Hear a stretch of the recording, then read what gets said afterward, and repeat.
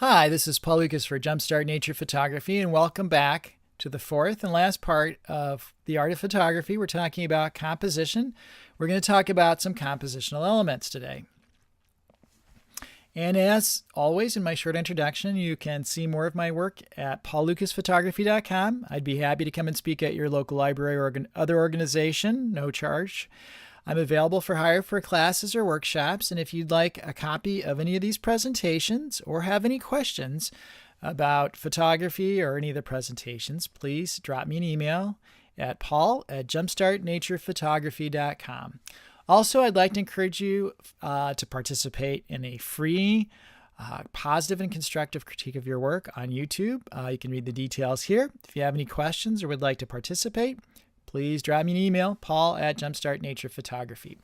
And we're in the second part, the art of photography, or the composition part of photography, in the course outline. So just as a reminder, in the craft of photography, of course, we covered in the first 6-part presentations, which cover the exposure triangle, the use of a lens, and some other components that we use in photography to create our vision. And then we'll have some presentations coming up with the creative use of light. So some compositional elements.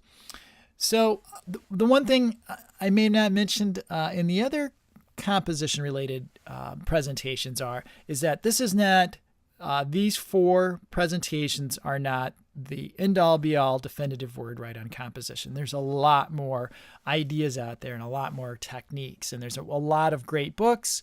If you'd like any suggestions or ideas about books to look for, please, email me. This is just to get you started, right? These are all ideas. As I said, this is a jumpstart course, so it's really just to get you started up and running as quickly as possible to flatten that learning curve.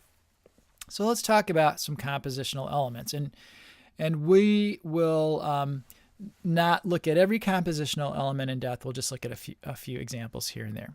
So what do we do with these, right? We're using our compositional elements to bring order to chaos, to realize our vision in our art, to realize the message, the feeling, the thought, the idea, whatever it might be that we're trying to evoke and bring to the viewer of our photograph, right? So we're going to use these compositional elements to do all of that. And what are some compositional elements that we think about? Well, there's color, complementary colors, monochromatic, related colors, all kinds of color ideas, shapes, lines. We could talk about tonality, from bright to dark to the mix of that, black and white versus color.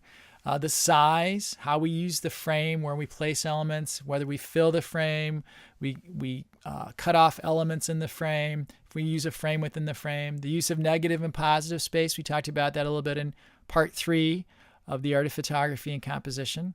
Movement, both could be flowers moving, it could be clouds moving, it could be water, patterns, and texture. So these are all ideas, and we'll see some examples of a few examples here and there of many of these compositional elements. So color contrast. So actually we can, this is both an example that we're going to look at here. That's both a color contrast and even a textural contrast. So here we use the red leaf against the muted bark, right? That provides a color contrast. There's also a textural contrast, right, between the leaf, which is somewhat smooth, and the very rough bark, right? So this was shot inside my house with a leaf I found outside and a piece of wood that I use in my fireplace with a macro lens. And that's why you can see it's at 5 seconds. And since I'm using a macro lens and fairly close, I wanted to get a maximum depth of field. That's why you see f36. And I actually used the lighting. I put this by a back door that had some nice soft lighting coming in to provide the lighting for it. So that's how this composition came about. Sometimes monochromatic compositions can work well. They can work in color, but often will work better in black and white. So monochromatic in the sense here, it's mainly, there's a green tint, but it's mainly dark and elements and white elements, grays, not so much any vivid colors, right? So it's a winter shot. So it works, I think it works a little bit better. It gives it a more abstract feel in using it as a black and white. And notice here that to get a little more blurred effect that was my intent with the reflection of the tree trunks and limbs, I shot at 1/15 of a second. You can use color pairs for interest and contrast. Complementary colors are pleasing to the eye. There's a whole, that's just a whole subject and class in itself, is the use of color in composition. So just a few ideas, right? So complementary color components, a complementary color on the color wheel are ones that are opposite. Red and green are complementary colors. And here's an example of a photograph that I would still consider in landscape and nature. It's in the big tent. Remember, I talk about the big tent. And I use selective focus. You can see that I used F4. I focused right on the front of the fire hydrant because I knew in the back of my mind, I thought it would make a more interesting composition to have the tops of the dandelions, the seeds of the dandelions, blurred out as just these little white puffs in the background. And I selected the 78 millimeter because I wanted to compress the background a little bit, bring it closer in to the fire hydrant to emphasize the out of focus elements, both in the foreground a little bit and in the background. Another example of complementary colors, and also you could say strong lines, right? It has a very strong use of lines. So here you have a contrast of blue and yellow, right? The blue of the sky and against the yellow, those are complementary colors. Usually in photography, there's a little bit of a cloud line, actually, that's a contrail from a jet. And, often we don't want to use contrails, but in this example, it happened to work out that I could frame it in such a way that it reemphasized the lines within the photograph. So those were some, so many times there's other compositional elements at work, right, in a photograph to make it a whole, not just complementary colors or contrast, right? Those were also had examples of lines and shapes and textures, right? So, but let's talk about form, line, shapes, and textures a little bit. So vertical lines here, they cross a horizontal line. That makes for an interesting contrast in the photograph. And if you noticed, the shoreline is not exactly at a third. It's a little bit less than a third. Remember, we talked about the tool of thirds. So I wanted to emphasize really the pine trees and their verticalness and height, and a little bit of that reflection into the water. And I was lucky enough to have a few ducks to provide a bit of an anchor in that lower left-hand corner. And the challenge was they're in the shade. It was more shady to the left on this, but I was able to give, I think, just enough space, enough porch, so to speak, to make it work as an element in the photograph. Horizontal lines typically, are not that common in nature unless it's a horizon shot, but they can. So here's an example, and here's an example where the horizon cuts the photograph in half. In this photograph, you can see it's at 5 seconds. I intentionally did that to get that blurring, smoothing effect of, this is Lake Michigan. This is an old pier that is no longer there near where I live. And to get that blurring effect along the lake there. And horizontal lines can also work in vertical compositions. Again, not quite at the 1/3 mark for the tool of thirds, but I wanted to use the ideas of foreground, middle ground, and background. I'd like the little bit of color reflecting in the sand in the front, but we have different textures with the sand, the water, and the sky to give us a foreground, middle ground. I use the rock as partial help and a visual anchor. And again, you can see I purposely shot slightly on the telephoto side to compress the scene a little bit. And I used 1/3 of a second. I was trying to get to the point of making a shot where there was some blurring in the texture that actually, in my mind, kind of creates a little bit more motion in the waves than if I tried to freeze them. All right. Diagonal lines, they can make a photograph more dynamic. Lines, any kind of diagonal, in my opinion, any kind of diagonal capability, any lines that you create can make a photograph more dynamic. It takes away a static element. If it were parallel in the photograph, I think it makes it a less dynamic photograph. It makes it more static. So Here, I don't exactly cut the photograph in half diagonally, but it's to kind of split it to give it a dynamic element, and also there's a bit of a color and textural contrast in the elements going on here. I'm going to back up a photograph, and just to mention, notice there's a slight diagonal. That's an intentional thing I would do in a photograph. There's a bit of a diagonal line at the bottom third of the frame with the way that the water is sweeping, the wave is sweeping onto the beach. So if you notice in my photographs, where I can, I'll put things at an angle to give it a little more dynamic, a less static element. If things are too perpendicular, squared up, so to speak, I think it makes the photograph more static. So also diagonal lines can be used as leading lines. Here the diagonal lines lead the viewer into the image. This also is a very classic kind of perspective shot where we lead your eye into the photograph. This was shot with a DX camera, so this is really 27 millimeters, still a fairly wide angle shot. And it leads your eye down the fence post line. There's actually a small bench at the very end of these two rows of fence lines. You can use the leading lines. Again, as I said, they help to add to a third dimension to the image when there's not necessarily a distinct foreground, middle ground, background elements to draw your eye in. So here, there's leading lines that have a slight curve, a little bit of a C curve. We'll talk about it, a little bit of an S curve that leads you into the picture.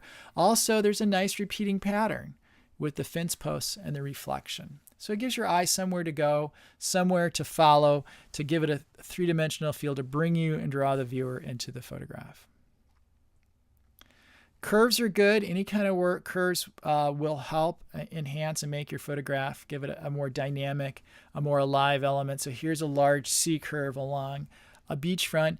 Also, this is a good example of tonality. This was shot late December. It's a very gray sky, very little contrast, very little color. So this is a color photograph that really works better as a black and white composition, I think. Here's another example of a large C curve that leads your eye through the picture. And a nice element in this is that little bit of blue sky within the pond. If we had the blue sky in the background, that would actually be a distracting element. So I tried to purposely compose this. Notice I intentionally, did not show the top of the trees or show any of the forest or the sky intentionally, because I didn't want to distract. That would be too distracting of an element. I really wanted to emphasize the color shades of green here, along with the gentle sloping sea, along with the reflection and the vertical lines in the photograph. So many compositional elements potentially at work there. Patterns often work very well. This is shot with a macro lens, getting up very close, and the idea is there's a repeating pattern in the way that the flower unfolds there. And so if you're doing something like this and you're getting a close up on that, you want to get as perpendicular to the front of the subject, right, to get the most depth of focus and elements in focus, right, so that. Because if your camera body is tilted, the sensor plane is tilted. So your focus across the sensor plane will not be the best. I would say just kind of experiment. Find a subject, do it in your home. Put a flower in a vase and try and get your camera parallel to the front of the flower, and then try different angles and keep the same aperture opening and see how that affects how the focus is around the flower itself. Textural contrast is always helpful. Here we have a strong textural contrast between the sandy beach with the pebbles in it and the smooth water. I purposely, again, I used a neutral density filter over my lens. We talked about that in part 6 of the craft of photography about neutral density filters, ND filters, to slow down the water to get that 10-second delay. This was a morning I remember. I was out shooting. The sky didn't end up like I was hoping. I was out on Lake Michigan trying to find some interesting shots, and I was leaving kind of out of the corner of my eye. I noticed how the sun was creating this line and reflecting on the water. And I thought, what if I, put on my neutral density filter and slowed it down? Notice how I have a little bit of a diagonal to add some dynamic capabilities, and I saw there's a little rock. I can add that rock as a compositional anchor in the photo as well. But the key thing was this reflection. I thought it was interesting. It's reflecting. It doesn't always show up as well in a presentation as a print or as just this full photograph looked at on your computer in Lightroom or Photoshop. But it does. There are the light reflecting off the pebble as well. So that just really caught my eye, and I thought it would be great if I smoothed out that water and that would give it a different feel and texture. Okay. We talked a little bit about negative and positive space in the last composition. So we'll look at those, a few more examples of that. So positive space, the compositional element, is typically the center of interest. So there's a subject there. And the negative space helps to reinforce or define that what the positive space is. So here is an example where the sky is really, because it's along the top and edges, a negative space, and we have rocks along that provide an anchor in the bottom portion of the photograph, and the emphasis is on this broken pier, and I like the light reflections off this. Typically, I would not think of I was leaving I was finishing up my photo shoot, and I noticed that light reflecting off the metal on this broken down pier, and I thought, I typically don't like to shoot the sun at that edge. I really wanted to capture and emphasize. I needed the sun, I felt, to show as a compositional element in there. Maybe not. Maybe I could just cut the sun off and it would work. But I like that. And typically I wouldn't put the sun right there on the edge, but I did that intentionally and on purpose. And I think that works out well with the interesting textures and light. So another example, positive and negative space, the four corners. This was shot with I was lazy one day out shooting. I only took one lens, a 24 to 70 millimeter lens. And so I couldn't zoom in, step way back and get zoomed in. But through a little experimentation and moving around in the location, I found that at 70 millimeters and f5.6, I could blur out the background. So this is the prairie at the Morton Arboretum in Lisle, Illinois. And I noticed that I could get this isolated flower. I could get a good blurred background of the prairie, but emphasize that. So the flower represents the positive space that's reinforced by the negative space. The point is there's no discernible objects or subjects in any of the corners or around it. Filling the frame, another compositional element. So here I'm working very hard to fill the frame with all these different elements, the rock and the repeating stepping stones. It gives context with no idea where the path ends, though, but we know it's a journey. So just to remind you, right, our photography is a journey, and we're on that journey and following a path, and we don't know where our creative photography will take us or where we'll end up. And I purposely shot is wide open. This is a 24 to 70 millimeter lens. I could shoot wide open at f2.8, and I focused on the front of the rock, which gave me, at a wider angle, gave me enough depth of field to make that rock very much in focus and have the other elements around it out of focus. Another example of filling the frame. So here, this is a very small plant. This is actually just a couple inches. And I used a macro lens. I was able to get up very close. f5.6 gave me enough depth of focus throughout the plant to make it work. I was really my eye was focusing at the curve at the top of the plant, but I wanted to make sure that the background was very much blurred out. But filling the frame helps to control, like it says, the distracting elements and focuses our eye on our subject matter.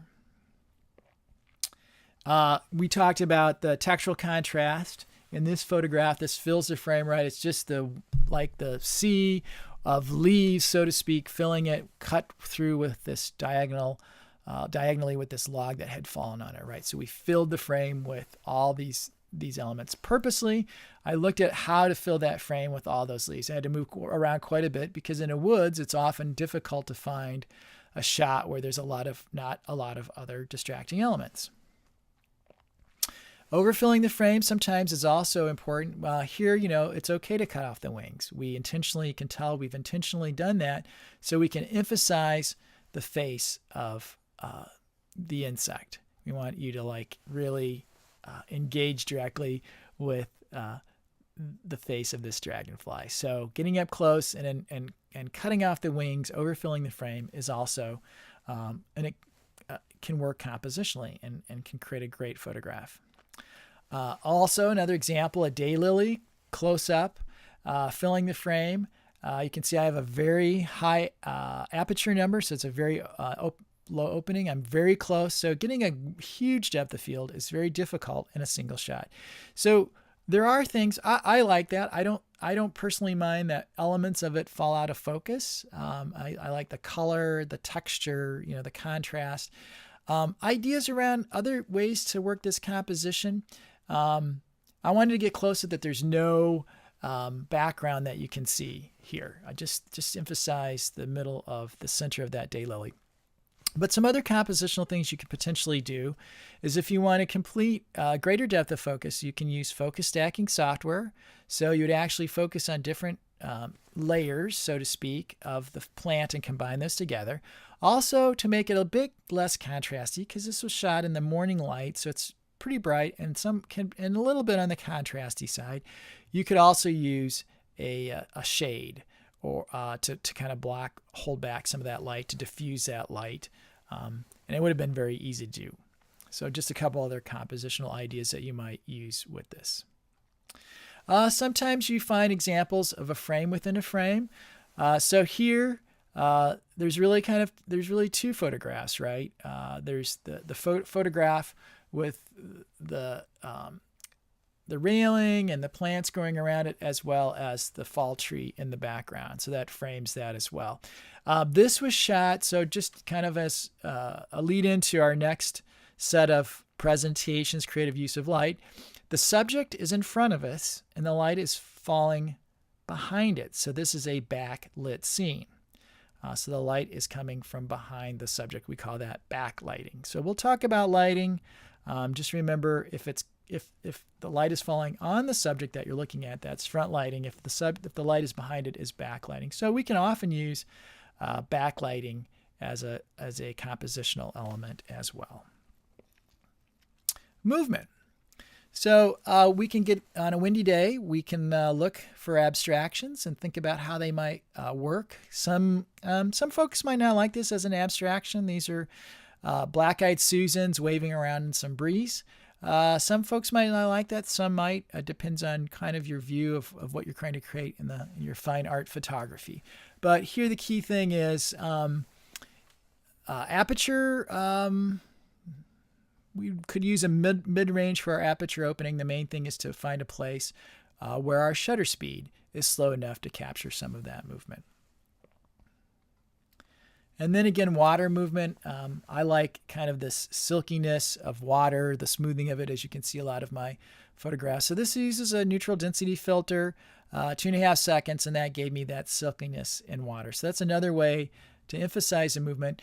This is most successful on days where there's not too much breeze. I think if you look around, you might find some movement in the vegetation. So it's a trade-off between long enough exposure to get the level of silkiness you like versus if there's any wind or breeze, then your other elements are going to become, the rocks of course aren't moving, so they'll always be sharply in focus, but other elements such as the plant leaves would be out of focus potentially. So there's a little bit of trade-off somewhere in the half, quarter to 1 second, 2 seconds. You'll get the nice silkiness and still keep other elements in your image sharp. The decisive moment. So this is an idea that came from a French photographer, Henri Cartier-Bresson. And he talked, we'll just jump ahead here, the decisive moment. So in his quote, he says, photography is now like a painting. And this is from the Washington Post. There's a creative fraction of a second when you're taking a picture. Your eye must see a composition or expression that life itself offers you. And you must know with intuition when to click the camera. That is the moment that the photographer is creative. He said, oop, the moment. Once you miss it, it is gone forever. Now, so what he's really saying is part of that creative expression is just not the way we bring order to chaos. It's not just the way we frame elements in the photograph. It's when we take that photograph. That is also a creative compositional element. The decisive moment, the moment we intend to take when we take that photograph, can be part of our creative composition. And that can be time of day, it could be morning, sunrise, or it could be evening, sunset. It could be in late evening at dusk. It could be time of year. All those things are decisive moments in landscape and nature photography. And it's something in the back of your mind that you should add to your arsenal of compositional ideas in creating your photographs and expressing yourself and your vision.